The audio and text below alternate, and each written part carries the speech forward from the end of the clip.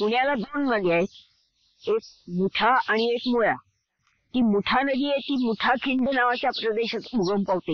मुळशीच्या तिथनं अगोदर आतमध्ये जायचं डावीकडे आणि तिथे ती नदी उगम पावते आणि ती गावातनं वाहते. मुळा नदी तिचा उगम शोधायला तुम्हाला मुळशीपर्यंत जायचंय. तिथनं तुम्ही उजव्या बाजूला वळायचं.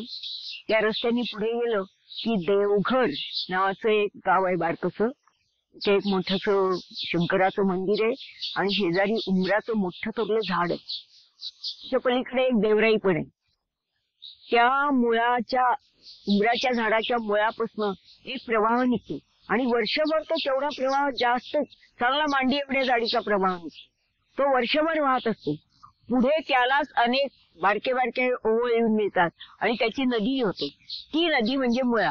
एका मुळापासून निघाली म्हणून तिचं नाव मुळा. त्यापैकी कुणालाही ही त्याची कथा माहित नसते.